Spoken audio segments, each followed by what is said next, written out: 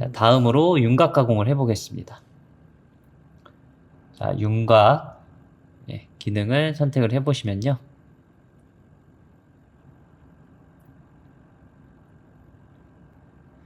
자, 이 외곽 라인을 따라서 가공을 해줘야 되겠죠.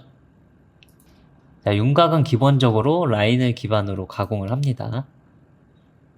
자, 그 라인은 어떤 라인을 따라서 가공을 할지 저희가 정해줘야 됩니다. 자, 도형에 보시면 라인을 정해줄 수 있는 아이콘이 있습니다. 자, 신규 아이콘을 누르시고,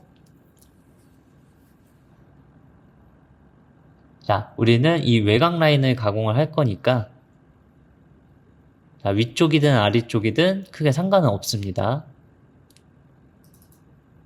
자, 모서리 라인을 선택을 해보면, 연결된 모든 라인을 자동으로 연결해 주는 걸 볼 수가 있죠. 자, 확인을 해주면 왼쪽에 체인 하나가 생성이 됩니다. 자, 지금 이렇게 자동으로 연결이 되는 건 여기에 탄젠트, 델타 이런 것들이 다 체크가 되어 있어서 그렇습니다. 자, 그리고 여기 체인을 자세히 보시면 자, 이게 가공 방향입니다. 자, 기본적으로 공구의 가공 방향이 시계 방향이겠죠.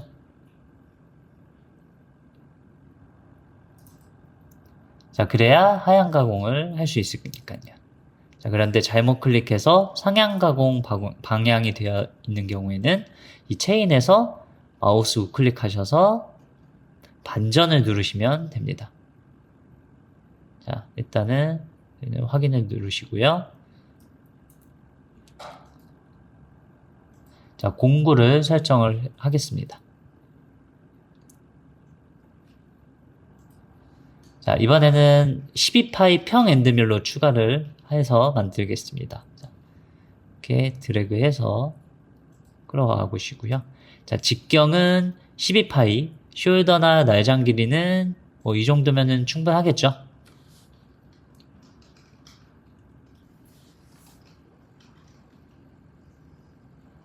자, 그리고 홀더를 또 생성을 해주겠습니다. 자, 클릭을 해서 자, 어댑터 및 홀더에서 BT40 홀더를 선택을 해주고요. 자, 여기서 뷰를 저희가 다시 한번 켜서 보면서 하겠습니다. 자, 여기서 자, BT40 자, 16에 70 정도 ER척을 사용을 하겠습니다.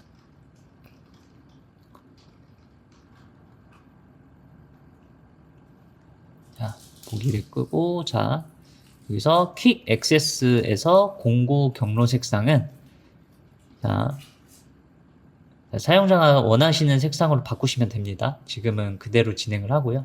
자, 선택을 눌러줍니다.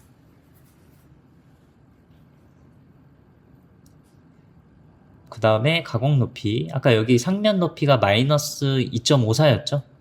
자, 다시 한번 확인하는 차원에서 알아보면 자, 여기 상면 높이가 나와 있는 치수에서 자, 여기를 클릭을 해주고 먼저 자, 그 다음에 원하는 높이를 클릭을 하시면 칩수 값이 자동으로 들어갑니다. 자, 그 다음 윤곽 깊이를 보시면 저희가 실제 가공해야 될 깊이는 소재의 바닥일까요? 소재의 바닥이 아니죠. 그래서 타겟의 바닥이 이만큼만 내려가면 되기 때문에 타겟의 면을 아랫면을 찍어주시면 네. 자, 근데 정 사이즈만큼 내려가게 되면은 미절삭 가공량이 나올 테니까 자, 델타 값에 마이너스 1mm를 더 넣어주겠습니다. 자, 여기 보시는 대로 지금 마이너스 4가 나타난 걸 볼 수가 있는데요. 자, 여기는 음수와 양수를 구분을 합니다. 그래서 무턱대고 1mm를 넣어버리면 실제로 윤곽 깊이가 30이 아닌 29mm만큼 가공이 되겠죠. 그래서 반드시 부호에 신경을 써주시기 바랍니다. 자, 그리고 이제 가공 방법을 보겠습니다. 자, 공구의 위치는 당연히 왼쪽이 되겠고요. 그리고 도형을 보시면 실제 공구의 시작 위치를 보여주고 있는 겁니다.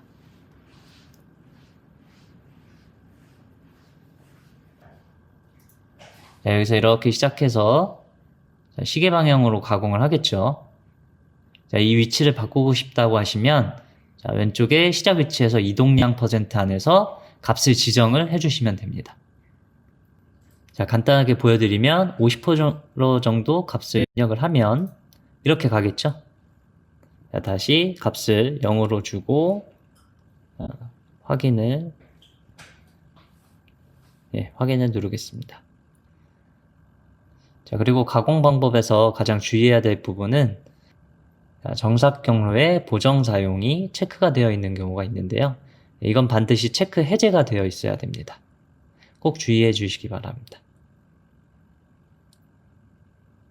자, 그리고 깊이 가공 형태는 한 방향으로 해주시겠습니다.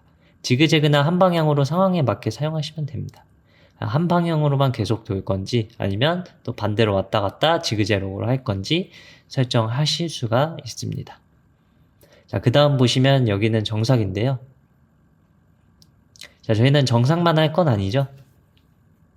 자, 황삭을 먼저 해주고 그 다음에 정삭을 하는 게 좋겠죠. 자, 황삭에 체크를 하고 측벽은 얼마만큼 남길 건지 설정을 합니다. 자, 0.3만 남기겠습니다. 바닥은 굳이 남길 필요는 없죠. 자, 그 다음 피치 값을 설정해 주겠습니다. 자, 2mm씩 내려가게 설정을 합니다. 자, 아까도 설명했다시피 피치 값을 보시고 왼쪽 그림을 보시면 균일하지 않죠? 자, 균일한 절임량을 체크를 해주시고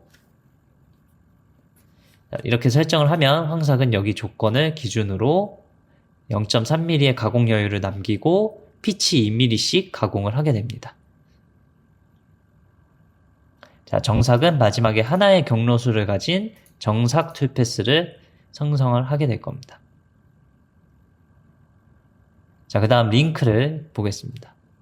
어떻게 진입을 할 건지, 진입 방식을 홀을 그리면서 진입을 할 건지 아니면 수직으로 진입을 할 것인지 탄젠트로 진입을 할 건지 그 페이스메 진입 때와 같이 연장된 거리 값으로 진입을 할 건지 설정을 하게 됩니다. 기본적으로 홀을 가장 많이 사용을 합니다. 자, 호에서 거리 값으로 설정을 해줍니다. 자, 리드아웃은 리드인과 동일하게 설정을 하고요. 자, 그래도 계산을 한번 해보겠습니다. 자, 그러면 툴패스가 윗면에서 보면 두 줄로 나타납니다. 자, 바깥쪽 툴패스가 황삭이고 안쪽 라인이 정삭 툴패스고요. 자, 이렇게 기울여서 보면 황삭은 저희가 피치 2mm씩 내려간 만큼 그 조건 값을 가지고 황삭을 하고요. 자, 정삭은 한 줄만 표시되는 걸 확인할 수가 있습니다. 자, 정삭도 황삭처럼 Z피치를 줄 수 있습니다. 자, 굳이 지금은 필요가 없겠죠? 넘어가겠습니다. 자, 그리고 이제 가장 중요한 링크를 보겠습니다. 자, 이렇게 진입 진출이 되는 걸 보실 수가 있는데 원의 만곡점에서 만곡점으로 빠져나오면 가공이 되면 가공 자국이 남을 수 있겠죠? 그래서 좀 더 연장을 해주고 싶을 때 탄젠트 방향 연장해서 값을 넣어주시면 됩니다. 네, 5만큼만 넣어주시고 계산을 한번 다시 눌러보시면 네, 이렇게 겹치지 않게 스무스하게 들어가고 스무스하게 빠져나오는 가공 경로가 생성이 됩니다. 자, 닫아주고요. 자, 그러면 해당 작업을 우클릭을 한번 해보시고요.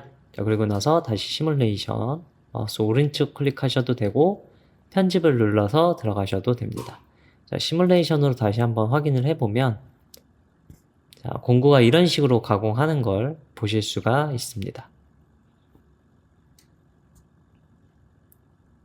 자, 조금 더 직관적으로 보고 싶으시면 자, 마우스 오른쪽 클릭하셔서 여기 3D 시뮬레이터를 클릭을 해줍니다.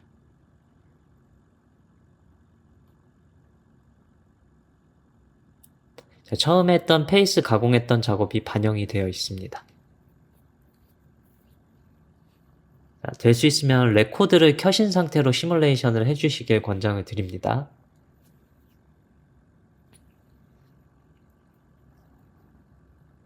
자, 플레이를 눌러보면 이렇게 가공이 되는 걸 보실 수가 있습니다.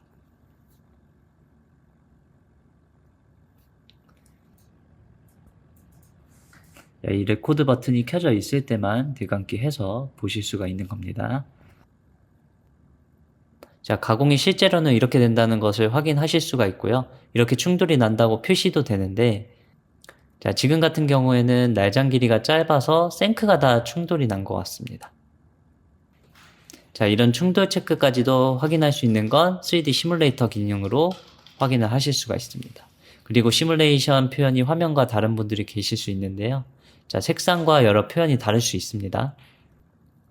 자, 그럴 때는 여기 우측에 뷰어 바로 밑에 있는 사각 아이콘을 클릭을 해보시고요. 자, 화면과 같이 똑같이 체크가 되어 있는지 확인을 해주시면 됩니다.